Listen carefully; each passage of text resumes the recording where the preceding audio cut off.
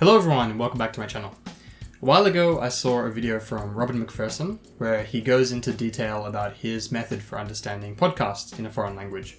So I thought it would be interesting to try this method out for myself and see how well it works for me. For the last 5 or 6 months I've been studying Mongolian.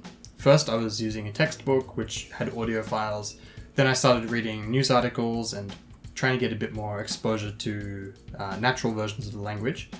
But one thing I've been lacking is good sources of high quality audio with transcripts. For other languages I've studied, there have been plenty of audio resources with transcripts, but for Mongolian they've been pretty scarce. So I thought this method would be a good opportunity for me to get some new resources to study and read and analyze, and also it'd be a good way for me to actively develop my listening comprehension for Mongolian.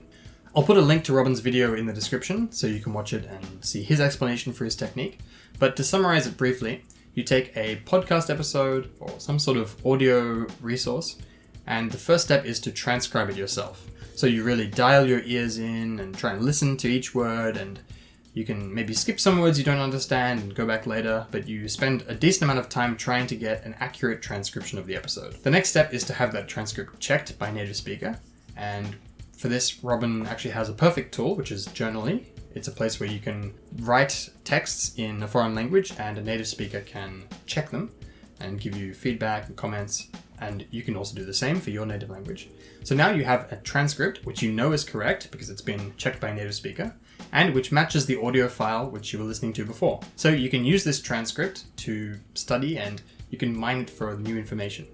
So you can go through, find the new words that you didn't know before, some new grammar patterns, and you can basically choose the bits that you want to learn, that you want to sort of have in your active vocabulary and that you want to really master, and you can focus on those parts of it. And you can use the audio to review, you can listen to it over and over, and you can read the transcript again. You now have a very useful piece of learning material. Robin's next step is to take this information you've learned from the podcast and use it to produce your own original output. So one step could be to write a post on Journaly, again, so it can be checked by a native speaker, about the same topic that the podcast was. So you can use the new words you've learned, you can maybe use some of the grammatical structures you've learned, and you can really consolidate that information and actively apply it. So the final step would be to apply the things you've learned in a conversation with a native speaker. So ideally, you would have a conversation with the native speaker about this topic, the same topic that you've been studying, that the episode is about,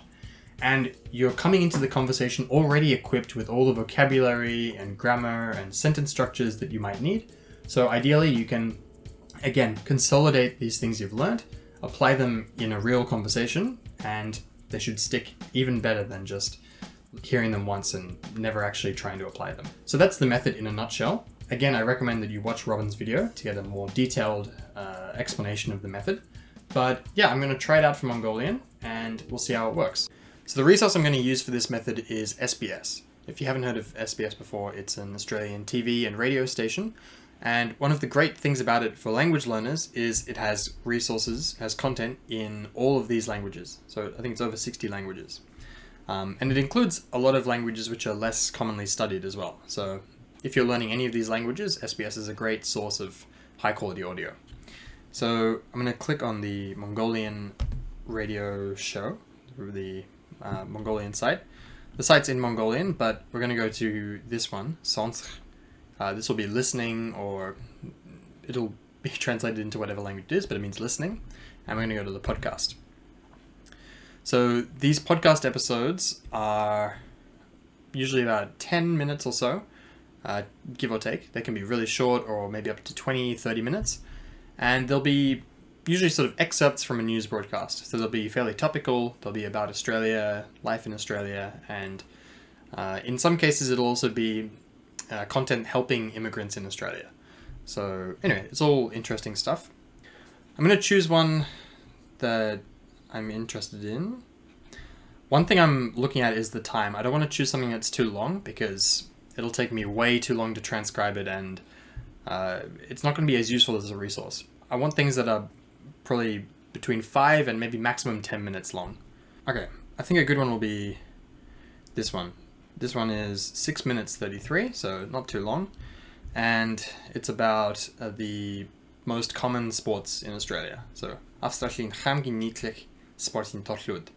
So Australia's most common sport types. Anyway, and this will be an introduction, I think, for immigrants living in Australia. So here's the episode. It's audio only, but it does have some related pictures of some popular sports in Australia. But anyway, we're going to click on this. I'm going to listen to the whole thing once through, see how much I can pick up.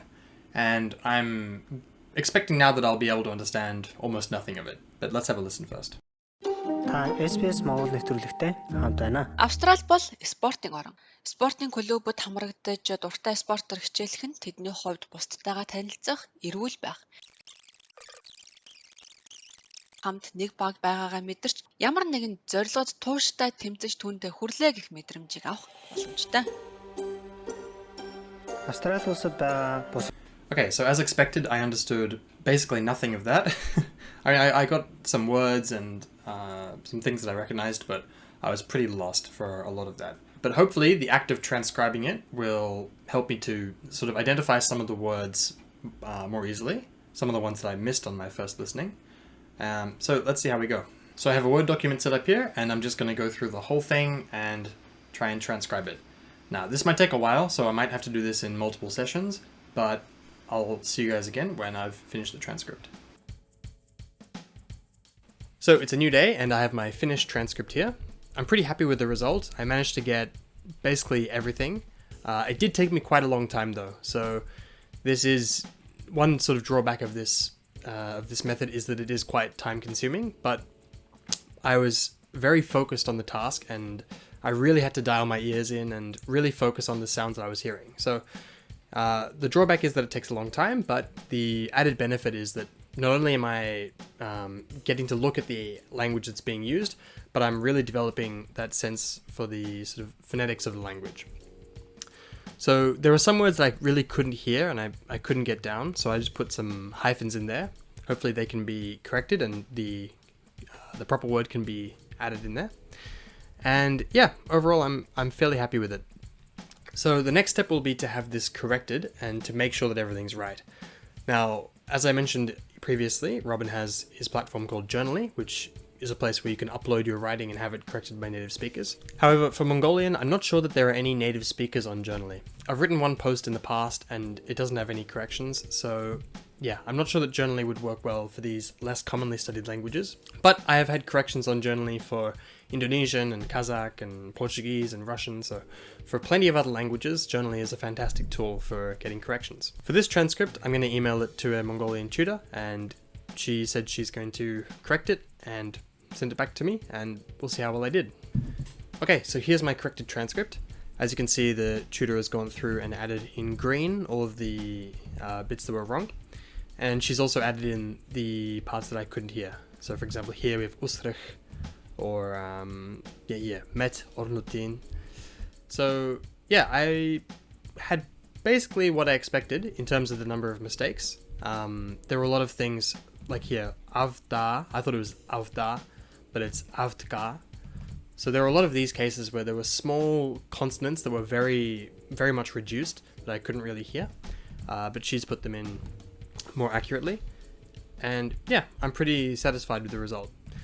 So the next step will be to go through and highlight all of the words that I want to add to my active vocabulary, that I want to master, that I want to be able to use, that I can see myself using. So I'm going to go through the whole transcript, find all the words that fit that description, and mark them down.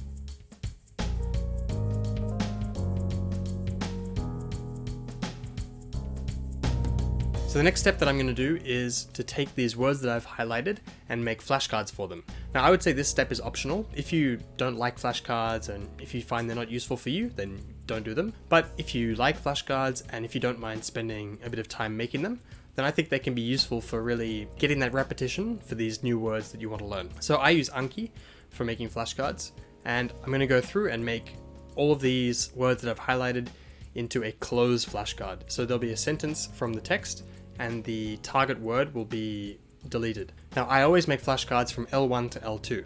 So that means I see the card in my native language and it asks me how I would say that in my target language. This is slightly harder than going L2 to L1. L2 to L1 would be practicing your comprehension and practicing recognizing the meaning of a foreign word when you see it. But going the other way requires you to really actively think about how you would say a certain concept in your target language. So I find it's a bit more useful for me.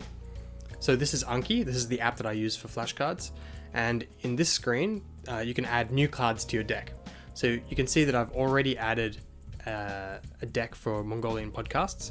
And I'm just going to go through and add all of the sentences and phrases that I wanted to learn from the transcript. So I've set up this deck to have L1 collocation and L2 collocation. And then if I need a hint, I can also add a little hint card as well. So anyway, for the L2 collocation, I put in this sentence. So I usually put in a full sentence and then I remove the sections that I want to test. So Tony Helchberger. Here you go Control-Shift-C and it becomes a close deletion. So I wanted this Tony Helchberger, which means like according to him or according to what he says. Astrash Holchbombek Oshin Narin Durm Tech.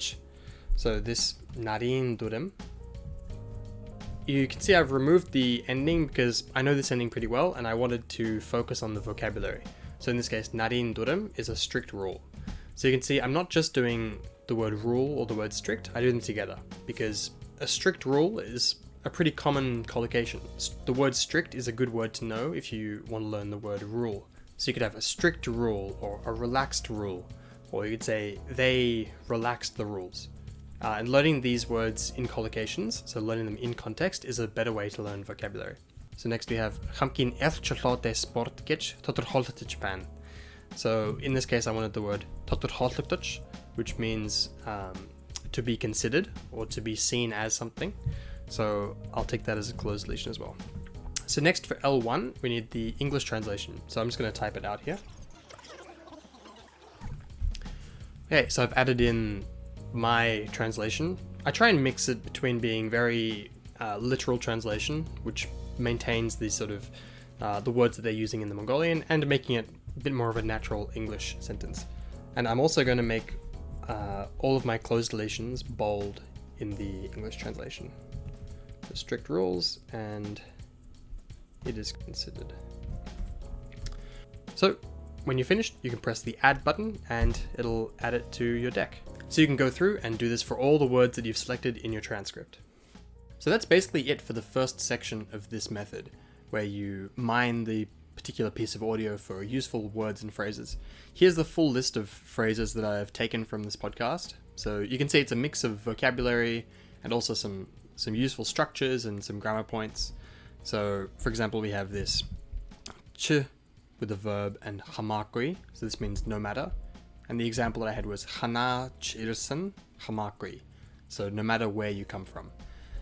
So yeah, it's a useful structure that I can put other words into.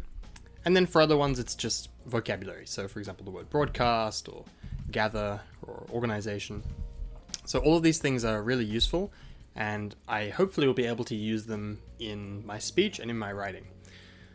So now we have this full podcast episode with a full transcript, and we have translations for all the unknown words.